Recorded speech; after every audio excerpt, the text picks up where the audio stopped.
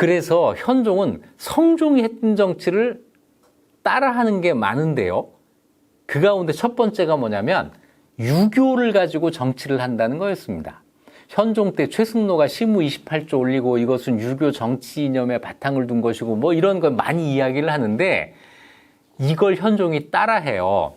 왕이 되자마자 한 일이 문관 일정한 관직 이상에게 시정을 직언하라 이렇게 이야기를 합니다.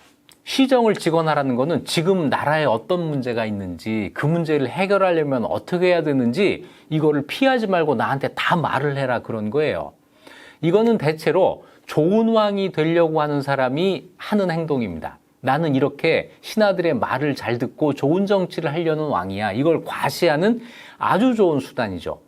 그런데 문제는 이때 직언을 해도 현종은 이걸 실천할 능력이 없을 때예요.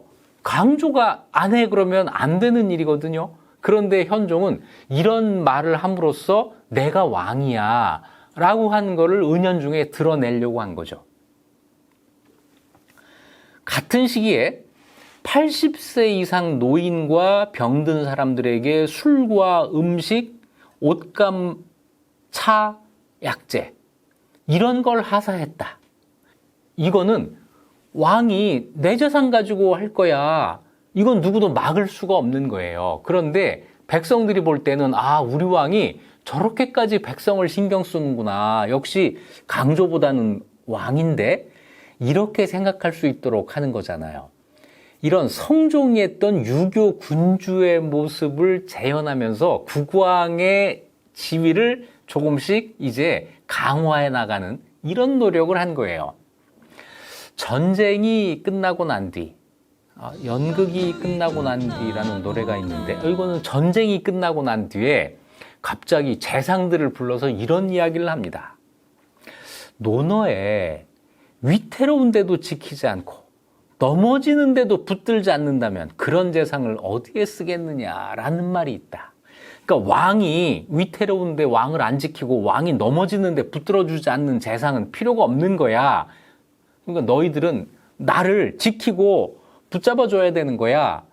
그것도 논어를 들이대면서 이런 이야기를 한 거예요. 나 공부 좀 한 사람이야. 논어 가지고 좀 부족했을까요? 서경이라는 책을 또 인용을 합니다. 서경에 나무가 먹줄을 따르면 바르게 되고 임금이 간언을 따르면 성인이 된다고 했다. 나 서경 읽었어. 여기 이런 말이 나오는데 이건 무슨 얘기냐면 임금은 신하들의 간언을 따라야 된다는 뜻이야. 그렇다면 뭘 해야 되나? 신하들이 나한테 간언을 해야 돼. 간언을 해라. 내가 외람되게 왕위를 계승해서 어렵고 위태로운 상황을 두루 겪었으며 밤낮으로 부끄러움과 다투며 그 허물에서 벗어날 것을 생각하고 있으니 그대들은 나의 부족함을 힘써 돕고 면전에서만 순종하는 일은 없도록 하라. 이 얼마나 멋있는 자세예요. 면전에서만 충성하지 말아라. 이 얘기는 면전에서 충성하지 말아라가 아니라 면전에서만 말고 내가 안 보는 데서도 나에게 충성을 해라. 이런 얘기잖아요. 자, 이제 전쟁이 끝났으니까 20살이 됐어요. 20살이 된 왕이 나이가 50, 60이 먹은 대신들을 앞에 놓고 나에게 충성을 해라. 이렇게 이야기를 한 겁니다. 이렇게 이야기할 수 있는 건 어디에서 나오는 거죠? 전쟁을 승리로 이끌었다고 하는 그 자신감에서 나오는 거고, 전쟁을 승리로 이끌었을 때 내가 중요한 역할을 했다. 그 중요한 역할은 뭐죠? 내가 칼 들고 싸운 게 아니고 나주까지 힘들게 다녀왔다. 이러면서 내가 국왕을 보존했다. 왕실을 보존했다. 내가 고생한 덕분이야. 이 얘기를 한 거죠. 현종은 왕실 혼인도 다르게 해요. 고려 초에 근친혼이 있었잖아요. 자, 근친혼 다시 한번 볼까요? 태혜, 정종까지 셋은 근친혼이 아닙니다. 왜냐하면 그때는 근친혼할 사람이 없잖아요. 왕건의 후손들이니까. 그래서 광종 때부터 근친혼을 하게 되는데 광종은 왕후가 둘이에요.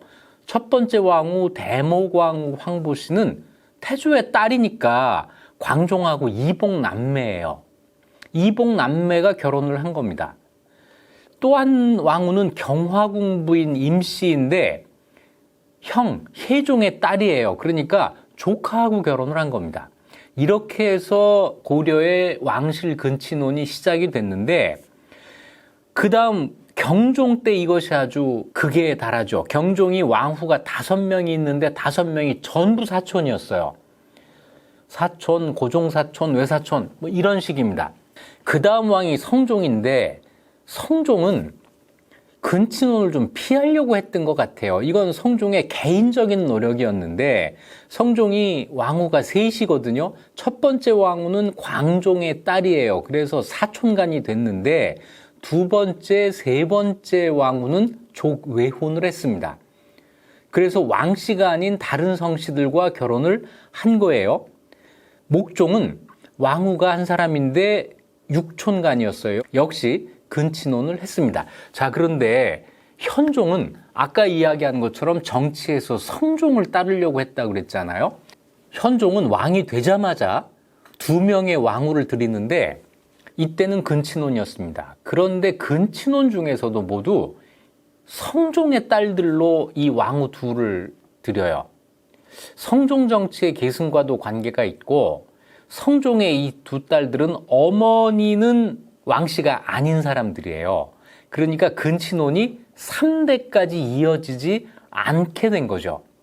그리고 세 번째 왕후가 우리가 잘 아는 공주절도사 김은부의 딸입니다. 이때부터 현종이 근친혼에서 탈피해요. 현종은 모두 13명의 왕후가 있었는데 그 가운데 3명만 근친혼이고 나머지 10명이 조궤혼에 의해서 이루어진 결혼입니다. 자, 이러면서 자연스럽게 태조 때부터 대대로 왕후를 배출하던 가문이 있었어요. 태조의 세 번째 왕후 집안이던 충주 유씨, 네 번째 왕후 집안인 황주 황보씨, 첫 번째와 여섯 번째 왕후 집안이던 정주 유씨. 어떤 의미에서는 왕족이 아니라 왕후족이라고 할 부를 만한 사람들인데 이 집안에서 더 이상 왕후를 배출하지 못하게 됩니다. 그러면서 자연스럽게 세력이 약화되고 소멸해 가는데 이것도 현종의 입장에서 볼 때는 왕권을 강화할 수 있는 조건이 됩니다. 거대한 왕후족의 소멸. 자, 이것이 왕권을 제약할 수도 있었는데 이제 그게 없어진 거죠. 그 대신에 외척이라고 하는 게 따로 생기게 돼요. 김문부의 안산 김씨. 딸 셋을 왕후로 보내잖아요. 외척이 생기는데 우리는 외척하면 외척에 바로 뭐 이런 것만 생각을 하지만 바로 하기 전에 외척은 기본적으로 왕권을 뒷받침해주는 세력입니다. 이런 점에서 현종은 외척의 도움을 받아서 왕권을 더 강화할 수 있게 되었다라고 이야기할 수 있는 거죠. 현종의 왕권이 강화된다고 했을 때 이걸 가장 먼저 한 사람은 누구일까요? 현종 자신입니다. 자기가 알아요. 이 전쟁이 고려의 왕권에 어떤 영향을 주고 있는지, 내가 지금 무엇을 해야 하는지 누구보다도 잘 알았던 것이 현종이었습니다. 현종은 이렇게 왕권을 강화해 나가면서 자기의 개인사도 해결하려고 해요. 아버지, 어머니 이야기를 드러내놓고 하기가 어려웠잖아요. 자, 이걸 어떻게든 미화시키기 위해서 과거 세탁을 시도합니다. 먼저 왕이 되자마자 아버지 왕욱을 안종으로 추존을 해서 안종이라고 하는 이름을 올려요. 전쟁이 끝난 다음에 갑자기 이런 교서를 내립니다. 1012년 7월 달 일이에요. 내가 사수에 있을 때, 사수현, 지금의 사천시, 여기에 있을 때 2살부터 6살 때까지 일인데요. 언효와 효질 두 사람이 곁에서 도우며 열심히 노력했으니 양전을 하사하여 보상하도록 하라. 그때 자기를 개인적으로 도와준 사람한테 토지를 줘서 보상하라는 명령을 내린 겁니다. 내 어린 시절에 나한테 잘한 사람들 전부 내가 이제 보상할 거야. 이러고 나선 거죠. 그리고 시간이 좀 지나서 1017년 4월 달에 아버지의 묘를 사천에서 개경으로 이장을 해와요. 그리고 묘의 이름도 건능이라고 해가지고 건능 높여드립니다. 이건 마치 조선 후기에 정조가 사도세자 무덤을 수원으로 옮기고 육릉이라고 이름을 올린 것하고 똑같은 거예요. 아버지를 높이는 것이 사실은 아버지의 추문을 가리면서 국왕으로서 자기의 정통성을 높이려는 정치적인 행위죠. 아버지에 대한 이런 추모 사업, 이걸 벌이는 가운데 그 절정에 이르는 것이 현화사라고 하는 절을 창건하는 겁니다. 개경에 현화사라고 하는 절, 본래 이름은 대자은 현화사라는 절이에요. 이 큰 절을 만들어서 돌아가신 부모의 명복을 빌도록 했다. 이런 걸 원찰이라고 하는데요. 자기 부모의 원찰로 대규모 사원을 건축을 하는 거예요. 여기에 삼천사주 왕사 도승통 법경이라는 사람을 주지로 임명을 하는데, 삼천사의 주지로 있는 왕사잖아요. 삼천사가 어디 있는 절이냐면 지금 북한산에 있는 절이에요. 북한산에 신열사에 있었다고 했죠.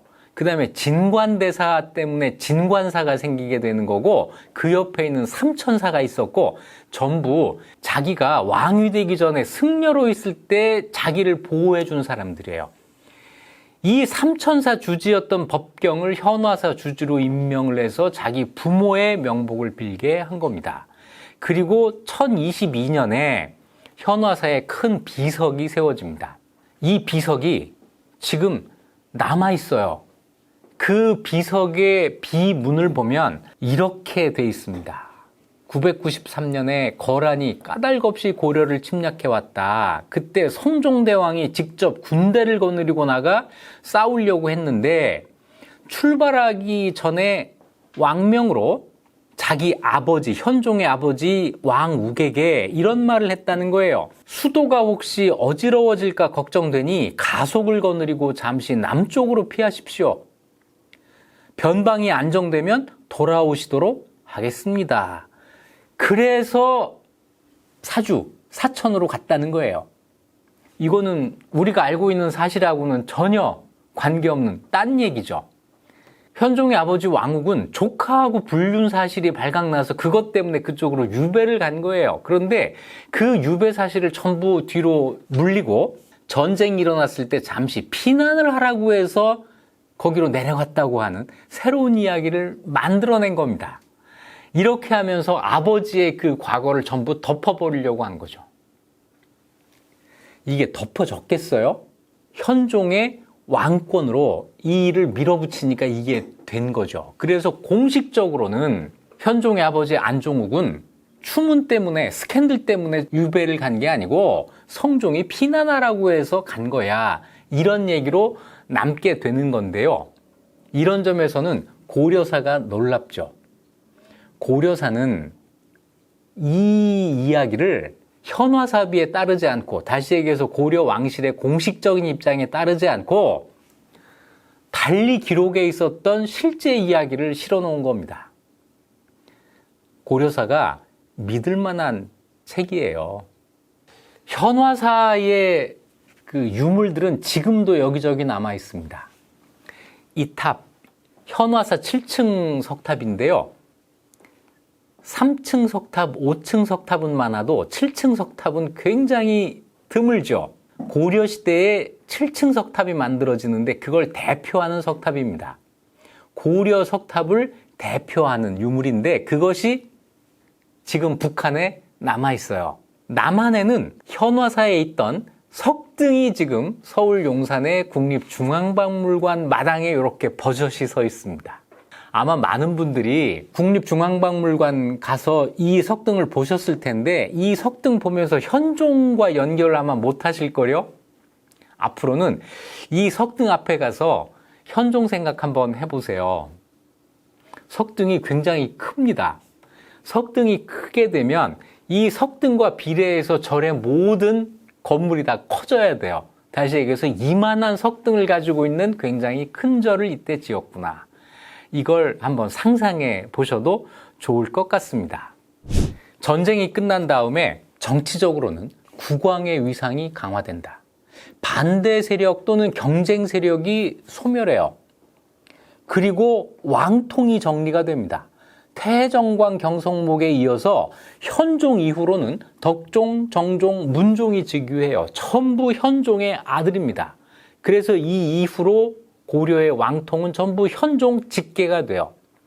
왕실의 근친혼이 이제는 조계혼으로 바뀌게 되면서 외척이 등장하고 이러면서 문벌 귀족 사회가 고려에서 형성되기 시작합니다.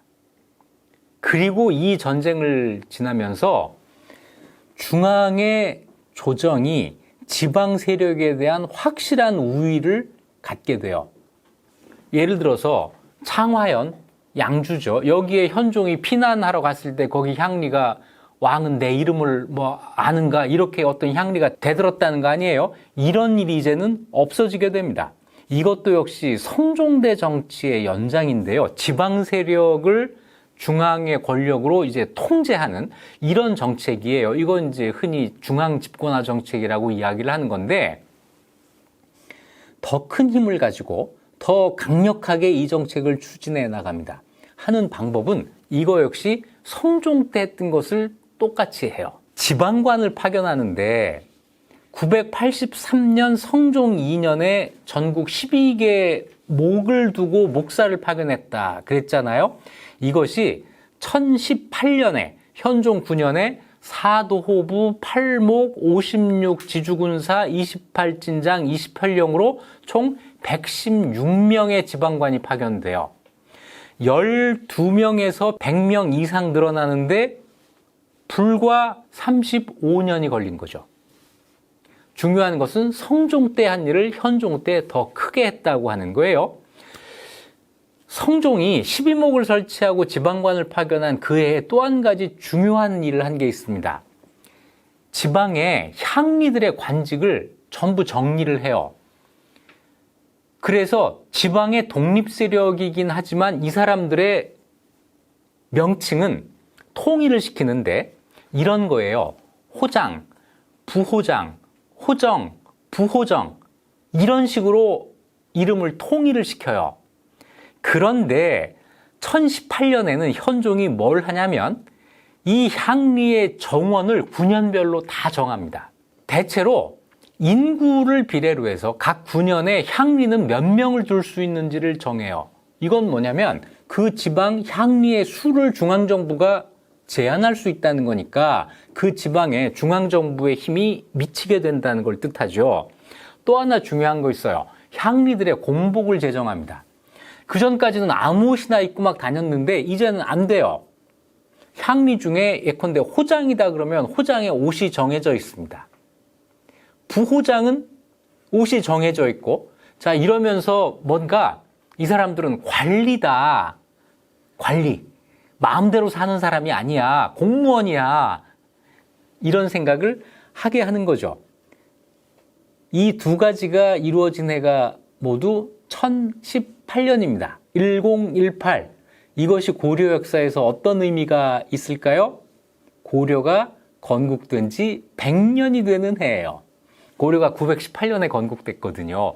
고려 건국 100주년을 기념해서 국왕이 있는 중앙의 조정이 지방을 완전히 장악하게 됐다고 하는, 그래서 새로운 고려가 출발한다는 이런 기념적인 변화가 일어난 거죠. 그 주인공이 바로 현종이 됐던 겁니다. 그런데 정리되지 않은 문제가 하나가 있었어요. 거란이죠. 1011년 1월 달에 거란이 고려에서 물러갔습니다. 하지만 조건이 하나가 있었죠. 거란이 고려에서 철수하는 조건. 고려 국왕의 친조였습니다. 고려 국왕이 거란까지 가서 거란 황제를 직접 만난다고 하는 이 조건. 이 조건이 있는 상태에서 전쟁이 끝났기 때문에 친조가 이루어지지 않는다면 이 평화는 언제라도 깨질 수가 있었던 거죠. 고려 건국 100주년은 그래서 거란과 전쟁이 또 일어날 수도 있다고 하는 불안감 속에서 치러지게 되는 거죠. 고려가 새 출발을 한 것은 분명한 사실인데 거란과의 문제를 해결해야 된다고 하는 아주 힘든 숙제 하나를 남겨두고 있었던 겁니다. 결과가 어떻게 될까요? 이 숙제를 해결하지 못해요. 그래서 거란의 3차 침략이 있게 되고 또 한 번 큰 전쟁의 소용돌이로 휘말려 들어가게 됩니다. 거란과의 3차 전쟁에 대해서는 다음에 본격적으로 다루도록 하겠습니다. 지금까지 이익 주는 역사였습니다.